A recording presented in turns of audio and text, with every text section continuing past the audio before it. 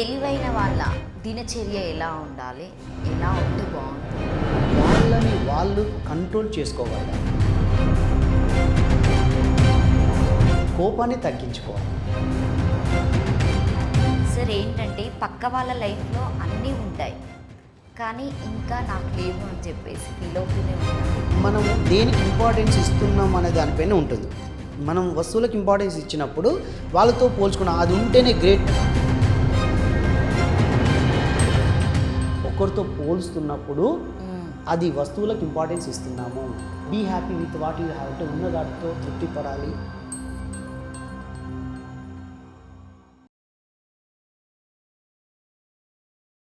Sir next ఏంటంటే తెలివైన వాళ్ళ దినచర్య ఎలా ఉండాలి? ఎలా ఉంటే బాగుంటుంది? ఎస్, తెలివైన వాళ్ళ డైలీ దినచర్య ఎలా ఉంటుందంటే వాళ్ళు ఫస్ట్ ఆఫ్ ఆల్ వాళ్ళని వాళ్ళు కంట్రోల్ చేసుకోగలగాలి.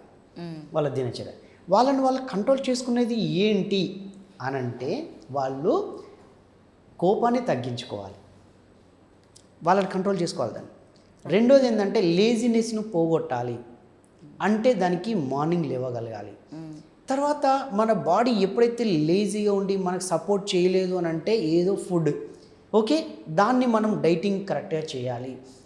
తర్వాత మనము ఎప్పుడైతే సంతోషాన్ని వ్యక్తపరుస్తామో అంటే ఏదో సందర్భంలో ఎవరో మనల్ని కాంప్లిమెంట్ ఇచ్చినప్పుడు, అప్రిసియేషన్ చేసినప్పుడు చాలా హ్యాపీ ఫీల్ అవుతాం కదా, అలాంటి ఎదుటి వాళ్ళకి ఇచ్చినప్పుడు కూడా చాలా హ్యాపీ ఫీల్ అవుతారు. కాబట్టి కమ్యూనికేషన్లో చాలా జాగ్రత్తగా ఉండాలి.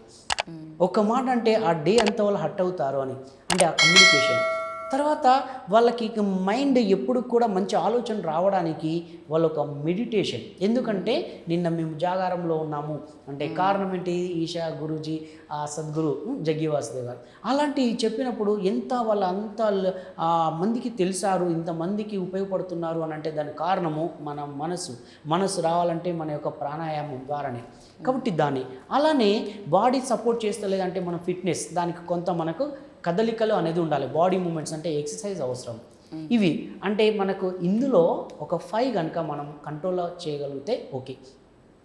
తెలివైన వాళ్ళది అవసరమైతే 3 o'clock లేస్తారు, అవసరమైతే 4 o'clock లేస్తారు. ఈరోజు మనకి పెద్ద పెద్ద వాళ్ళ యొక్క చరిత్రలు చూసినట్టయితే వాళ్ళు మార్నింగ్ 4 o'clock లేచి యోగా చేయడం అనేది, అంటే వాళ్ళ దినచర్య ఎందుకు ఉన్నది అని అంటే వాళ్ళు నెంబర్ 1 అయిన వాళ్ళు చదివారు, వాళ్ళు నెంబర్ 1 అయ్యారు. వీళ్ళు చదివి వీళ్ళు నెంబర్ 1 అవుతున్నారు. వీళ్ళు అలా చేస్తున్నారంటే మనలో ఏదో ఉంది, ఏదో 4 o'clock ఏదో ఉంది, అందుకే అప్పుడు లేస్తున్నారు అని దాని మీద మేము చదివినప్పుడు దానిలో సైన్స్ ఉంది, దానిలో బ్రహ్మముహూర్తం. మనం ఆ టైంలో లేచినప్పుడు ఒక వచ్చే ఆ ఆలోచనల ప్రవాహం ఎలా వస్తుందంటే నువ్వు చేయగలుగుతావు, నువ్వు ఏదైనా సాధించగలుగుతావు అని ఆ థాట్స్ వస్తాయి. కాబట్టి ఆ మార్గం అనేది అదే. కాబట్టి ఆ టైంలో లేస్తే మనం ఆ డే అంతా హ్యాపీగా ఉండగలుగుతాం, అంటే మన దరిద్రాన్ని పోగొట్టుకుంటాం ఫస్ట్. కాబట్టి ఎప్పుడు కూడా ఆ టైంని మనము యూజ్ చేసుకోవాలి. ఈవెన్ ఒక స్టూడెంట్స్ కూడా ఆ 2 hours కనుక 4 to 6, 4 to 7 అలా 2 hours 3 hours చదివిన ఆ మెమొరీ అనేది చాలా ఉంటుంది. ఎందుకంటే డేలో 5 hours ఈక్వల్ అది, మార్నింగ్ 2 hours చదివితే. అందులో కూడా సైన్స్ ఉంది. కాబట్టి ఆ దినచర్యలో వాళ్ళు ఏంటంటే ఫస్ట్ దీన్ని జయించాలి. ఎన్ని గంటలకు లేవాలా? ఇప్పుడు ఎండమూరి రాసిన బుక్స్ కూడా ఆల్మోస్ట్ ఒక 2 o'clock 3 o'clock, ఎందుకంటే అక్కడ వచ్చిన థాట్స్ అని నాకు ఆ టైంలోనే వచ్చినాయి అని చెప్పారు. ఓకే. ఈవెన్ ఏఆర్ రెహమాన్ గారు కూడా అదే చెప్పారు, మ్యూజిక్ డైరెక్టర్. నాకు అప్పుడు వచ్చిన ఆలోచనలు నైట్ 12 o'clock 1 o'clock లేసి కూడా తనకు అప్పుడు వస్తుంటాయంట ఆ థాట్స్, అట్లాంటివి వస్తాయి. కాబట్టి దాన్ని ఫస్ట్ జయించినప్పుడు మాత్రమే తెలివైన వాళ్ళు నెంబర్ 1 అవుతారు. అదొకటి. దాన్ని లేచిన తర్వాత ఏం చేస్తారు? Meditation compulsory. ఎందుకంటే ఈరోజు ఫర్ ఎగ్జాంపుల్ మనం ఇల్లు అంతా కూడా డైలీ మార్నింగ్ లేవగానే ఊడుస్తాం ఒకటి. తర్వాత మనం లేవగానే మన బ్రష్ ఓకే, మన టీత్కి బ్రష్ వేస్తాం, తర్వాత మనం స్నానం చేస్తాం, బాతింగ్. ఇదంతా ఎందుకు చేస్తున్నాము అంటే డస్ట్ పోవాలి. మరి ఇందులో వచ్చే థాట్స్ కొన్ని సెకండ్కి ఎన్నో థాట్స్ వస్తుంటా ఉంటాయి. మరి వేల థాట్స్ని ఆ డస్ట్బిన్ ఇంత నిండిపోయి ఉంది, దీన్ని క్లీన్ చేయాలి. మనం బయట ఎక్స్టర్నల్గా చూస్తున్నాం, స్మెల్ వస్తుందని బాతింగ్ చేస్తున్నాం, మరి దీని స్మెల్ ఎట్లా పోవాలి? ఇంకే ఆ మెడిటేషన్ చేసినప్పుడు అది చాలా క్లియర్. దానికి ఫుడ్ అది, దాన్ని మనం ఏదైతే ఇస్తున్నాం. తర్వాత మన బాడీ ఎప్పటికప్పుడు మనము లైట్గా అంటే ఇలా ఈజీగా లేవగలగాలి, ఈజీగా నడవగలగాలి, భారంగా పోవద్దు. ఓకే, అలాంటప్పుడు దానికి కావాల్సింది మొత్తం ప్రతి నరానికి ఆ ప్రాణవాయువు అందాలి. ఆ మెడిటేషన్ ద్వారా చేస్తూ డేలో మినిమం 3 to 5 లీటర్స్ వరకు వాటర్ తాగుతారు వాళ్ళు. అవి ఎప్పుడైతే మేము చదివి దాని ద్వారా నిజమా కాదా అని మేము ప్రాక్టీస్ చేసాం.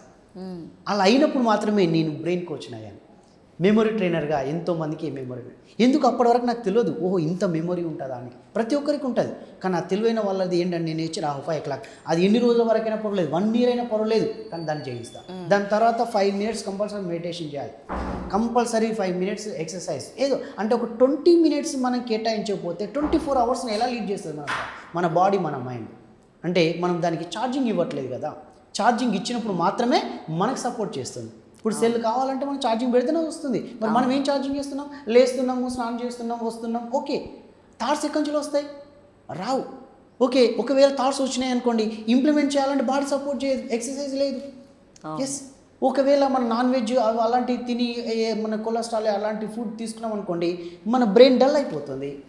బ్రెయిన్ డల్ అయితే బాడీ డల్ అయిపోతుంది, అంతే. కాబట్టి మనకి ఎప్పుడైతే వివేకానంద గారు చెప్పిన అవి అక్షరాల మనకు సత్యం. ఎందుకంటే అక్కడ ఇనుప కండలు ఉక్కు నరాలని ఎందుకు అన్నాడంటే బాడీ ఫిట్గా ఉన్నప్పుడు మాత్రమే మైండ్ థాట్స్ వస్తాయి. అందుకే ఏ ఒక్కరు నెంబర్ 1 అయిన వాళ్ళని చూసినట్టయితే వాళ్ళు ఎలా ఉంటారంటే చాలా యాక్టివ్ ఉంటారు, వాళ్ళ హైట్కి తగ్గట్టు, వాళ్ళ ఏజ్కి తగ్గట్టు వెయిట్ ఉంటారు.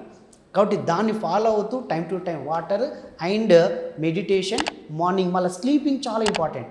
అందరూ అనుకుంటారు 2 గంటలు పోవాలి, వాళ్ళ దినచర్యలో ఇది ఖచ్చితంగా పెట్టుకుంటారు. ఎలా అంటే కొందరు 8 hours పడుకుంటారు, కొందరు 6 hours పడుకుంటారు, కొందరు 4 hours పడుకుంటారు. ఇది ఎంత పడుకుంటే సఫిషియెంట్గా ఉంటుంది అంటే వాళ్ళ బాడీని బట్టి. ఓకే, అంటే ఇప్పుడు చిన్న పిల్లలు ఉంటారు, వాళ్ళకి కంపల్సరీ 10 hours అవసరం. 10th class పిల్లల వరకు 8 hours అవసరమే, ఇంటర్మీడియట్ పిల్లల వరకు 6 hours అవసరమే. అంతే, 10కి పడుకుంటాం, 5కి లేస్తాం అనుకున్నప్పుడు మనకు 7 hours స్లీపింగ్ వస్తుంది. 4కి లేమనట్లే, 5కి. హాస్టల్ అన్నీ కూడా అంతే పెడుతున్నారు. ఇప్పుడు 10కి పడుకోమంటున్నారు, 5కి లేపుతున్నారు. 7 hours సఫిషియెంట్ స్లీప్. అయిన క్లాసులలో నిద్రపోతున్నారు. కారణం, దానికి కారణం ఏంటంటే ఈ 10 కన్నప్పుడు 10కి నిద్ర రాదు వాళ్ళకి. కాబట్టి ఏదో ఆలోచన, ఏదో ముచ్చట్లు, ఏదో సెల్ ఫోన్లు పట్టడం వల్ల ఆ నిద్ర అంతా క్లాస్లో వస్తూ ఉంటుంది. అందుకే విజేతలైన వాళ్ళ చరిత్రను చూసినట్టయితే వాళ్ళ దినచర్య ఏముంటుందంటే 10కి ఎంత ప్రోగ్రామ్ ఉండని క్లోజ్ చేస్తారు. ఒకవేళ ఒక 1 hour లేట్ అయింది, మార్నింగ్ మాత్రం అదే టైంలో లేస్తారు.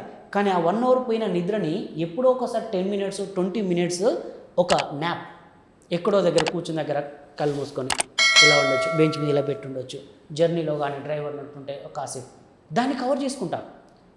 నాకు ఎండమూరి వీరేంద్ర రాసిన దాంట్లో ఒక డేని 2 daysకి ఎట్లా డివైడ్ చేయాలి చెప్పాడు. అంటే నిద్ర లేచిన తర్వాత చాలా యాక్టివ్గా ఉంటామని తెలిసింది.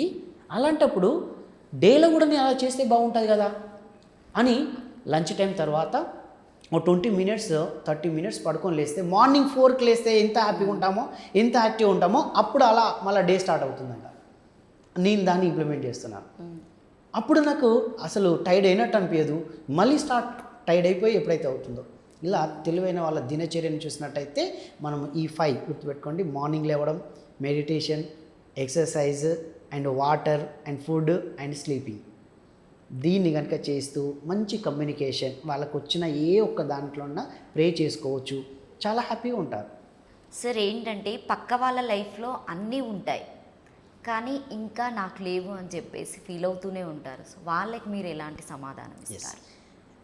ఈ రోజుల్లో ఏంటంటే మనము దేనికి ఇంపార్టెన్స్ ఇస్తున్నాం అనే దానిపైన ఉంటుంది. అంటే ఫర్ ఎగ్జాంపుల్ వేరే వాళ్ళకి ఒక వెహికల్ ఉంది, మంచి కార్ ఉంది, ఓకే, మంచి గోల్డ్ ఉంది, మంచి బిల్డింగ్ ఉంది, ఇది చూస్తే అవన్నీ ఏంటి, అవన్నీ ఒక వస్తువులు. ఆ వస్తువులకి మనం ఇంపార్టెన్స్ ఇస్తున్నాము. మనం వస్తువులకు ఇంపార్టెన్స్ ఇచ్చినప్పుడు వాళ్ళతో పోల్చుకున్నాం, అది ఉంటేనే గ్రేట్ అని అనుకుంటున్నారు అని. కానీ ఎవరికైతే అది ఉంటుందో అంతకు మించిన వాళ్ళు లేరా? ఉన్నారు. అంటే వీళ్ళని చూసే మనకు అనిపిస్తే వీళ్ళకి మించిన వాళ్ళు కూడా ఉన్నారు కదా. మరి అప్పుడు ఇంకో ఆశ పుట్టాలి కదా. అక్కడ ఏం జరుగుతుంది అంటే వస్తువులకు ఇంపార్టెన్స్ ఇస్తున్నాము. వస్తువులకు ఇంపార్టెన్స్ ఇచ్చినప్పుడు ఏం జరుగుతుందంటే మనం కొంత మన యొక్క సంతోషాన్ని లాస్ కావాల్సిన సందర్భం ఏర్పడుతుంది. ఎందుకంటే ఈ రోజుల్లో ఏదో సందర్భంలో ఒక సెల్ ఫోన్ని తను వాళ్ళ బాబు అనుకోకుండా కింద వదిలేశాడు, జారిపోయింది. దానికి నానా హంగామా చేస్తారు, అరే 20,000 సెల్లు అది ఇది అని మనకు వచ్చినాయని చేస్తాం, మాట్లాడతాం, కూపాడతాం, అది చేస్తూ ఉంటాం. అంటే దేనికి ఇంపార్టెన్స్ ఎక్కువ ఇస్తున్నాం? సెల్కి. సెల్ ఫోన్కి. కానీ మన మాటలతో వాడు ఎంత హర్ట్ అవుతున్నాడు. ఓకే, ఆ హర్ట్ అయ్యేది తన లైఫ్లో ఏదో ఒక దానికి దారి తీయచ్చు. ఎలా అంటే ఒక ఎమోషన్కి దారి తీస్తుంది. నన్ను ఇలా కొప్పడరు, వీళ్ళ సంగతి చూస్తా, నాకు ఇదా, నేను వీళ్ళగా బ్లాక్మెయిల్ చేస్తా, నాకు ఈ అసెట్ రాయించమంట, అదే అంట, ఇన్ని క్రియేట్ అయిపోతాయి అక్కడ. అంటే ఆ సెల్ ఫోన్ పోతే మనం కొనుక్కోవచ్చు, కానీ అబ్బాయి బిహేవియర్ పోతుంది, క్యారెక్టర్ పోతుంది, తనకేం అందిస్తున్నాము అంటే మనము మన మానవ విలువలకి ఇంపార్టెన్స్ ఇవ్వట్లేదు. కాబట్టి అది పోతే పోనీ నాన్న, మళ్ళీ కొనొచ్చు, కానీ నువ్వు ఇంకో సందర్భంలో అలా పట్టినప్పుడు జాగ్రత్తగా ఉండు అని చెప్పేటప్పుడు వాళ్ళకు మమ్మీ ఇంత హ్యాపీగా నాకు చెప్తుంది, సరే మమ్మీ అని అనడానికి అవకాశం ఉంటుంది.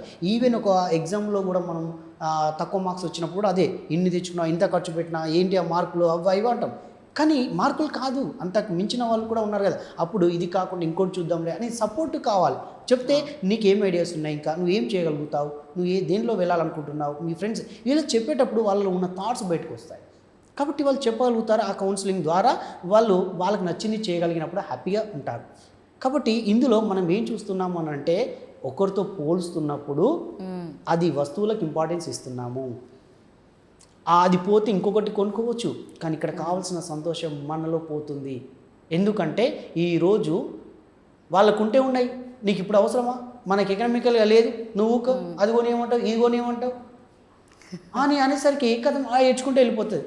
అవును, అంతే. మనకు ఆఫీస్ నుంచి రాగానే మనకు రిసీవింగ్ ఉండదు, ఇక ఉండదు. చేసుకోపో, పెట్టుకోపో, ఇలానే మాట్లాడుతూ ఉంటాం. దానికి కారణం ఏంటి అంటే గోల్డ్ విషయంలో మనం మాట్లాడేటప్పుడు దేనికి ఎంత ఇంపార్టెన్స్ ఇస్తున్నాం, మన నమ్మకాన్ని, మన వర్క్ని వాళ్ళు కూడా నమ్మగలగాలి.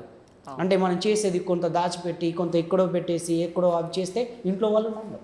కాబట్టి ఇక్కడ ఏం జరుగుతుందంటే ఇంట్లో వాళ్ళకి ఇంపార్టెన్స్, వీళ్ళ మధ్యలో ఏది చేసిన వాళ్ళకి తెలవాలి, తెలిస్తే ఎక్కువ నమ్ముతారు. అవసరమైతే మీకు ఏమైనా ఇబ్బందా అని వాళ్ళే మనకు తీసి ఇది చేసుకోండి, మన కొరకే కదా మీరు చేసేది అన్న వేలోకి వాళ్ళ నుంచే మనకు రావాలి. ఒకసారి ఒక సందర్భం చెప్తాను. ఒక టీచర్ దగ్గరికి ఓల్డ్ స్టూడెంట్స్ అందరూ వచ్చేసారు సార్ని కలుద్దామని. ఇక సార్ ఏం చేశారంటే మేడంతో టీ పెట్టేసి ఓకే దాంట్లో ఆ ట్రేలో తీసుకొచ్చి అక్కడ పెట్టేశారు. అందులో వాళ్ళు ఏం చేశారు, ఆ స్టూడెంట్స్ 5 మెంబర్స్ ఉంటాయి, ఆ 5 కప్స్ ఉంటాయి. ఫస్ట్ ఏం చేశారంటే అందులో డిఫరెంట్గా పెట్టేశాడు, మంచి కలర్ ఇది కప్పులు. అందరూ టక్మని తీసుకున్న తర్వాత వాళ్ళు టీ తాగుతున్నారు, అయిపోయింది. సార్ జీవితంలో చాలా ఎదగాలంటే వేటిని చూడాలి సార్, అసలు ఎలా అధిగమించాలి, వీటికి మేము అట్రాక్ట్ అవుతున్నాం, ఇలాంటివి ఉంటాయి. అంటే తను అక్కడున్న వాటితోనే ఎగ్జాంపుల్ తీసుకొని చెప్పాడు. ఏం చెప్పాడంటే మీరు బయట ఉన్న కప్పులని మాత్రం చూసి నాకు ఇది ఇష్టం అనే అనుకున్నారు కదా, అందులో టీ మాత్రం అందరిది ఒకటే కదా. టీ ఒకటే అయినప్పుడు మీరు వేరే వాటికి చూస్తున్నారు, అంటే లగ్జరీస్ చూస్తున్నారు, కంఫర్ట్ చూస్తున్నారు, బయట ఎలా అంటీ చూస్తున్నారు తప్ప లోపల ఉన్న క్వాలిటీ చూడట్లేదు. క్వాలిటీస్ ఏమే కదా, క్వాలిటీని చూడండి. మీ మీద మీకు నమ్మకం ఉండాలి, మీ మీద మీకు ధైర్యంగా ఉండాలి, మీకు ఒక కాన్ఫిడెన్స్ అనేది ఉండాలి. నేను చేయగలుగుతాను, నన్ను అందరూ ఆదర్శంగా తీసుకుంటారు, ఆ నమ్మకాన్ని మీలో అది రావాలి. అంతేగాని అరే నువ్వు గ్రేట్, నువ్వు ఇది చేయగలుగుతాను, నువ్వు చేయలేవు, నీలో సత్తా ఉండాలి. ఎవరు అనగానే కాదు, నేను దానికి ఎలిజిబులా కాదా, ఓకే కాదు కాబట్టి అవి చూసుకోవాలి. అరే నువ్వు డ్యాన్సర్ అవుతావు, నీకు డ్యాన్స్ మూమెంట్స్ వస్తాయా అది చెక్ చేసుకోవాలి. అరే నువ్వు యాక్టర్ అవుతావు అంటే యాక్టర్కి ఉన్న క్వాలిటీస్ ఉన్నాయా లేదా చూసుకోవాలి. అనవసరంగా ఎవరో అనేది కాదు. అంటే ఇక్కడ మనకు కావాల్సింది ఏంటంటే క్వాలిటీని చూసుకోవాలి. నాలో ఏది ఉంది, నాకు స్టడీ పర్సన్స్ కాదు, నేను ఎందులో పోతే బెటర్, అలా అప్పుడు దానికి ఇంపార్టెన్స్ ఇస్తాం. ఇక్కడ కూడా అంతే. చాలా వరకు ఏంటంటే బయట వాటికి చూసి ఇతరులతో పోలుస్తూ వాటికి ఇంపార్టెన్స్ ఇస్తున్నారు. కానీ పెద్ద వాళ్ళని చూడండి, ఈరోజు గాంధీజీ గారిని చూడండి, అబ్దుల్ కలాం గారిని చూడండి, వాళ్ళకి ఎలాంటి కోట్లు అని, ఎలాంటి బంగ్లాలు, ఎలాంటి కార్లు, సాదాసీదా జీవితము, వాళ్ళు ఇచ్చిన మాటలే ఈరోజు వాళ్ళని స్మరించుకుంటున్నాం. దానికి కారణం ఏంటి అంటే అసలైంది ఏంటంటే మనం చేయడం, చెప్పడం. ఆ చెప్పిన దాంట్లో వాళ్ళకి ఎదుటి వాళ్ళు నమ్మాలి, అది మాత్రం చూస్తారు తప్ప వాళ్ళకున్న లగ్జరీస్ని ఎప్పుడు వాడుకోలేదు. తను ఏ గవర్నమెంట్ ఇచ్చిందో అవన్నీ మళ్ళీ అక్కడ పెట్టి వెళ్ళాడు తను, అబ్దుల్ కలాం గారు. అంటే చూడండి తనలో ఓహో దాన్ని చూసాక మనం నేర్చుకోవచ్చు. ఓహో ఈ గోల్డ్ ఇంపార్టెంట్ కాదు, బిల్డింగ్ ఇంపార్టెంట్ కాదు, అది కంఫర్ట్స్ ఇవి లగ్జరీస్ కొంతవరకు ఇస్తాయి, కానీ అసలైంది ఏమి ఇస్తుంది అని అంటే జీవితం మనకిచ్చినప్పుడు జీవితంలో మనం కొంత ఇవ్వగలగాలి. అది ఇచ్చినప్పుడు మాత్రమే దానికి మించిన తృప్తి ఇంకొకటి ఉండదు అని వివేకానంద గారు కూడా అదే చెప్పాడు. కొన్ని కోటాను కోట్ల ధనాలు ముందర పెట్టినా కూడా ఒకరికి హెల్ప్ చేసిన వచ్చే సంతోషం కంటే ఏది ఎక్కువ కాదని చెప్పాడు. అప్పుడు అనిపించిందండి. కాబట్టి ఇందులో మనము be happy with what you have అంటే ఉన్న దాటితో తృప్తి పడాలి. కాకుంటే మీకు కావాలనుకున్నప్పుడు దానికి ఎఫర్ట్ పెట్టాలి, కొంత టైం పెట్టుకోవాలి, ఒక దాన్ని సాధించాలి. కానీ మనకి ఇన్స్టంట్గా రావాలని ఏది కోరుకోవద్దు, అందులో ఆనందం ఉండదు. So thank you so much Srinivas గారు, మాకు చాలా మంచి అంటే తెలియనటువంటి విషయాలు ఎన్నో తెలియజేశారు. Thank you. సో మీకు కనుక ఈ వీడియో నచ్చితే లైక్ చేయండి, షేర్ చేయండి, కామెంట్ చేయండి, పక్కన ఉన్నటువంటి బెల్ గంట మాత్రం కంపల్సరీగా కొట్టండి.